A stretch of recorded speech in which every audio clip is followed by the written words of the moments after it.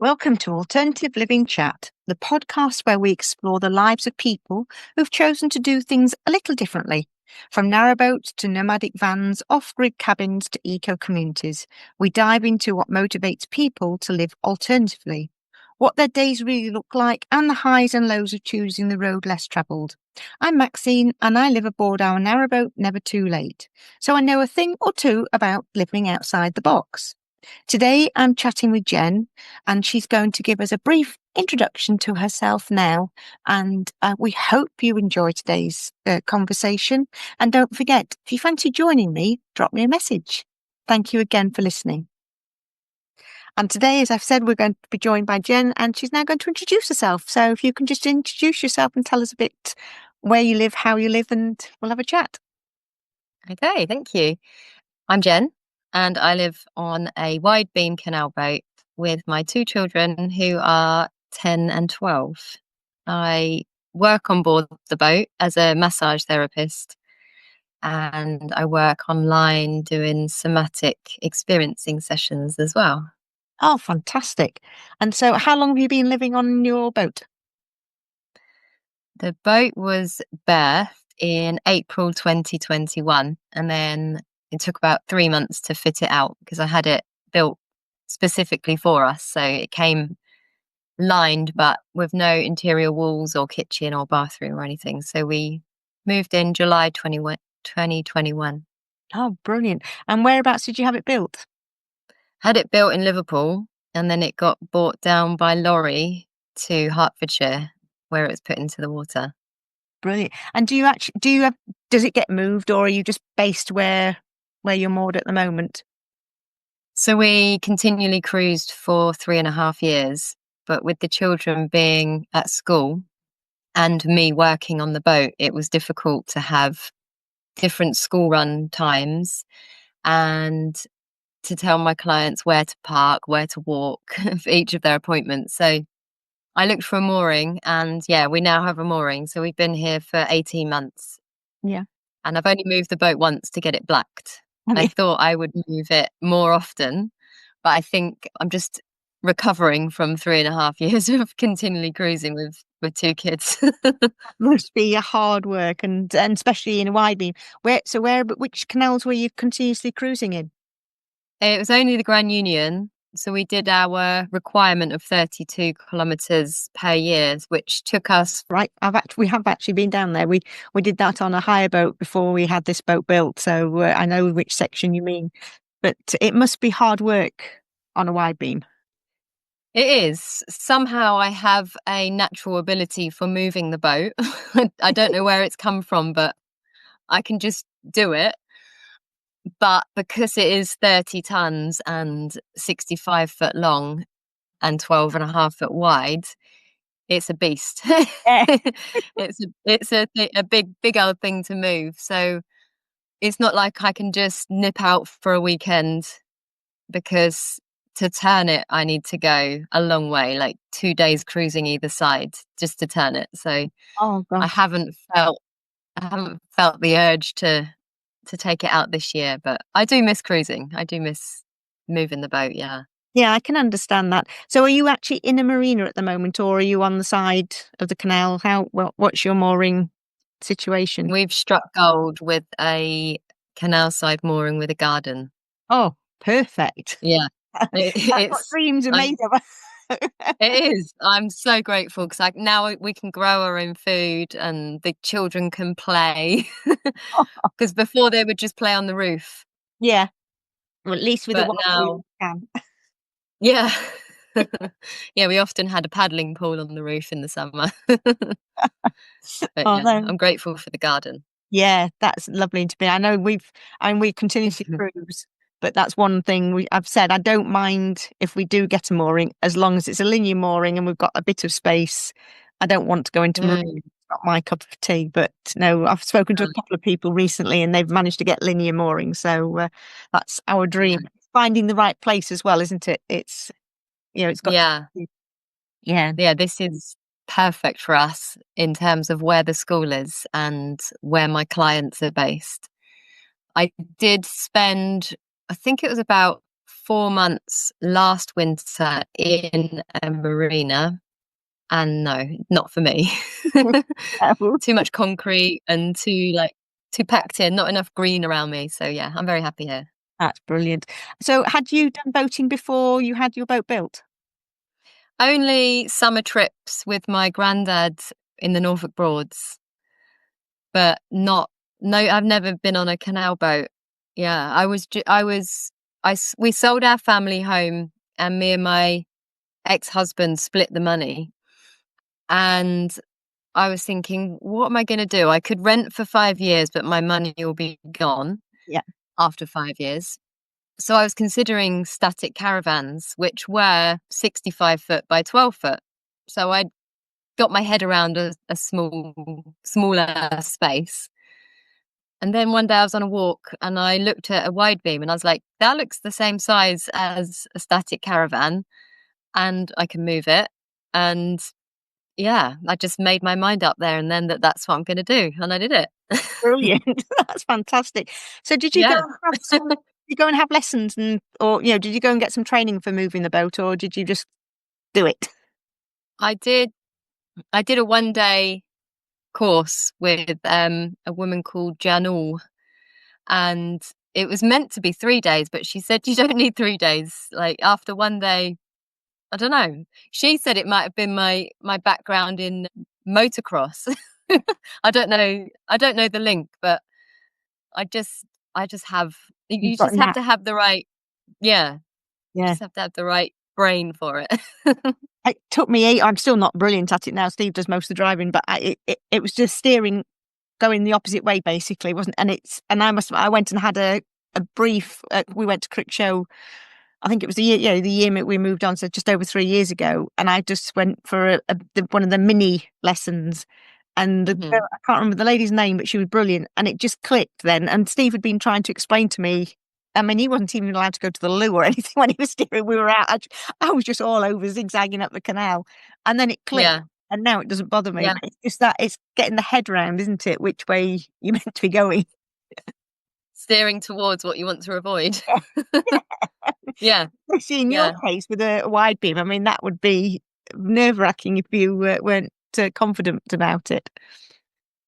The first day I took it out, I was like, I can't see the end of the boat because I'm Yeah. only 5 foot tall and this is 65 foot long. So I've built a step that I stand on just so I can see the end of the boat. But it was very nerve-wracking the first day that I took it out. But if you just keep going, Yeah, it practice and becomes natural. Yeah, yeah, yeah. yeah. And do the children enjoy life on the boat? They did more when they were younger because they were 6 and 8 when they first moved on. But now they're coming into their preteen years and we're quite rural where we are. Yeah, It's almost an inconvenience to them because they're not near anything. But I think when they're older, in hindsight, they'll appreciate having a different lifestyle. yeah, yeah, But they enjoy, like last night we sat out and ate our dinner on the roof and fed the ducks and they do appreciate it. I just don't think they realise yet. yeah. No, I can understand that. Yeah, it's something that, as you say, Yeah, when they're older, they'll look back on it and realise what a wonderful time they've had on, because they're getting the best of both worlds because they're at the school as well, so they're seeing all the madness of school and brick buildings and everything, and then coming home to peaceful, tranquil time. So you work on the boat, you were telling me. yeah. What, what is your business? Do you want to explain a bit more about what you do for a living whilst being on the boat? Sorry, there's a little bit of there's a little bit of a delay. No worries. Could you say that again? Of course I can. I'm just going to say you work from the boat. Did you want Yeah, to, what is you actually do? If you just explain it a bit more to the listeners. yeah. So in person, I do massage, facials, and reflexology. So it's more of a holistic style, holistic way of treating people. But I was noticing that they were coming back every month, which is great for business, but they were coming back with the same ailments. And through my own experience, I've learned that suppressed emotions, trauma can be held in the body, stored in the muscles. So I trained as a somatic therapist, which is unearthing suppressed trauma from the body. It's like talking therapy, but with awareness of the body. So I do that online as well as the in-person therapies. And I've recently started a YouTube channel about boat life as well. So quite a lot going on in terms of work. That's brilliant. And so on your YouTube channel, what kind of things can people see on the YouTube channel, and what's it called? It's called Whole Again Jen. And the reason I chose that name is because through boating, through living off grid, it's given me more time because my outgoings are less. So it's helped me come back to myself, come back to my wholeness. And on the channel, I think I've got 5 videos on there so far, and it's how much does it cost to live on a boat? What do we do with our toilet waste? My next one's going to be about how do we get water? There's one, spend a slow day with me, which was more popular than I thought. I think people just enjoy looking into somebody else's life, especially if they're living a slower paced life Yeah. in such a fast world. Yeah, I can understand that completely. It's because it is completely different, isn't it, from living in a house? There's no, well, doesn't seem to be one day the same, and there's always Totally. something to do. And yeah, it's a very straight, and people, I know friends of ours, they just don't understand the life, and even if you explain to them, they can't Mm. until people can actually physically see what you do. It's very odd. What? Yeah, it is. And it's not easy either. It's like a part-time job in itself, as you know. There's so many extra jobs that boat life brings that living in a house doesn't. That's it. So I don't want to portray to people that it's this glamorous, easy life where we just relax and watch the water. I'm trying to keep it real and show the realness of boating. Which is the best way to do it, because yeah, you're right, it's not all glamour or anything like that. It does get grotty. I mean, especially at the moment with the state of the water, lots of people are stuck and can't move, and which is not good for a Mm. lot of people if they can't, if they are not able to get the water. And it's the general things that if you're in a house, Yeah. you switch on your tap, you've got your running water. Switch on your electric, you've got your electric and everything like that. And it's very different, isn't it, obviously, with boating. So with your electric, do you have mains as well, or are you just purely off grid? I'm purely off grid in terms of electricity. So we've got 4 solar panels. I know nothing about wattage or ampage, but we've got 4 solar panels which charge the batteries. Yeah. That's as much as I know. But all we've got that's running off the batteries is a fridge. We don't have a TV or hair dryers or nothing with heating elements because, well, the batteries can't cope with that. But so all we really got electricity for is the fridge, which is 24/7, and then charging laptops and phones. Yeah. So there's not a huge demand. Through summer, we don't have to run the engines to top up the batteries, so electricity is free. And winter, I run the engine once in the morning and once in the evening. But we're about to upgrade to lithium batteries, so I'm not sure if that will change. It might save us some money and save, on an eco point of view, save the diesel fumes Yeah. and the Yeah. use of diesel. Yeah. I'm sure it will do. I know we went to lithium a couple of years ago, and we don't have to run as often.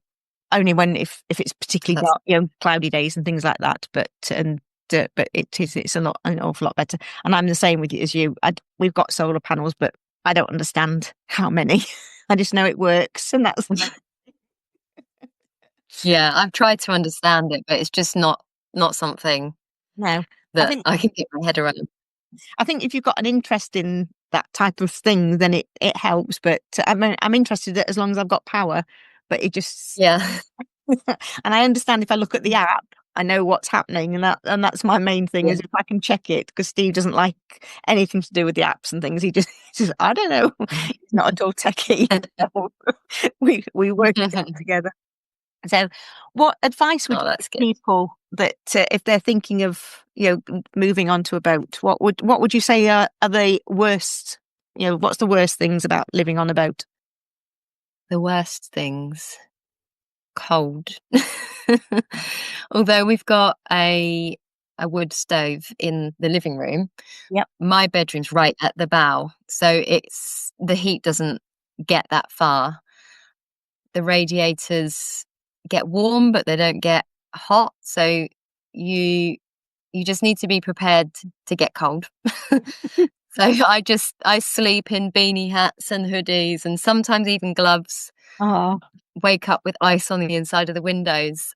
And I could begrudge it, but I feel that we're meant to live with the seasons. We're meant to feel the cold. We're meant to feel the warmth. We're not meant to be at a steady 25 degrees. That's how I feel anyway. So although it's tough, it makes me appreciate summer more, and it's helped me become more resilient. yeah. That's Yeah. So I would say winter's the toughest part of yeah, boating financially because of the cost of logs and coal, although this winter I'm going to try and get, but we'll see how that goes. And the mess of the coal and the extra time in cutting, kindling, loading the logs in, taking the ash out. So it's so different summer to winter. yeah. It is. It's It amazing is. difference, isn't it? It is, yeah. And so, what's the best thing about living on the boat? I would say the fact that I can be so deep in nature, and if I want to be even deeper into nature and away from other humans, I can just move my home. Yeah, I could just take it somewhere really remote and just be. It's just like I just feel like I'm on a constant holiday. yeah, I Yeah, I just love being in nature. I think that's the best part. Just looking out every window and I see green or water. it is. That is so wonderful. And what would you think? What's been your biggest learning, really? What we something you didn't expect to feel or happen when moving onto the boat? Hmm. I think the cold, like because I'd always lived in a house, I never really experienced real cold. I've never had ice on the inside of my windows, and so that was a shock. Yeah, But it doesn't feel as brutal now that this will be our fifth winter or fourth, fifth or fourth or fifth winter. yeah. I know what to expect. Whereas the first year we were iced in for 3 weeks. Oh wow. Yeah, the last few winters haven't been too bad, touch Yeah, wood. yeah, But yeah, I would say the cold. yeah. There's nothing worse than being very cold. I think it's when it gets to your bones and everything. It takes so long to get back warm again, doesn't it? That's the worst thing. Yeah, when you wake up with dragon's breath. It's, Yeah, it's very cold, yeah. yeah. And what's been your most memorable moment since moving onto the boat? The amazing sunrises and sunsets because you're there. Like, when I lived in a house, I would wake up and travel somewhere to watch the sunrise. On a boat, I just open the bow doors and these amazing pink and red sunrises and sunsets. And when we were cruising, it was always a different view. Like it was never the same view outside the window. So yeah, sunrise and sunsets, the one of the biggest blessings for living on a boat, I'd say. That's good. And when you were cruising, is there a particular area that really got your heart that you wish somewhere that always drew you back? Have you found that while you've been cruising? Yes, I had my top three. I don't want to say exactly where they are, but I'm I had my top 3 places when I was cruising, and where we're moored now is number 2. So I've managed to wow, that's good. bag one of the places that were my favourite spots. So yeah, I did have, and they were usually based on how good the sunrise and sunsets were, Right, yeah, or how visible they were. that's it. That's good. So if you could sum up your lifestyle in 3 words, what would the 3 words be? I would say resilient. You're not protected from the elements. If it's hot, it's really bloody hot, and if it's Yeah. cold, it's really bloody cold. So resilient, slow. You can't do anything or go anywhere in a rush. Like, the amount of times I'd planned trips and they just didn't go to plan. So you have to accept that boat life is slow, Yeah. and it forces you to slow down, and that's a good thing, because the rest of the world is so fast. Resilient, slow, connected again to nature, the seasons, the cycles. Mm, There's no hiding from the brutality of nature sometimes. yeah. It's not a constant comfort. Yeah, that's lovely.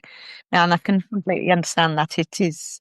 Do you find when you're saying that if you go back into the real world and out in, the speed of everything, when it's weird, isn't it? It is. It is. I'm I'm a highly sensitive person, which is why I feel so connected to nature. I just appreciate it so deeply because I feel it so deeply, which is great. But then when I go to a supermarket or a high street, Yeah. I connect with that as deeply, and it's very overwhelming. And I've found it even harder to go back into society when I've been on the boat for so long, Yeah. because it's the sounds here are natural, the colors are natural, and I find it really overwhelming to go back into reality. Yeah. Do you find yourself just withdrawing and staying on the boat more and more? Yeah, I Yeah. do. Yeah. Yeah. I can understand that because it does when you go into a town or if there's lots of people about and walking around, it it throws. I'm with you with that one. It just throws you completely because it's when you get into Mm. a little iron boat or steel boat, it's so quiet, isn't it? And as you say, the nature, and especially if you're out in the middle of nowhere, that's just amazing to be able to be like that, which is fantastic. Yeah. Yeah. So it's been fantastic talking to you.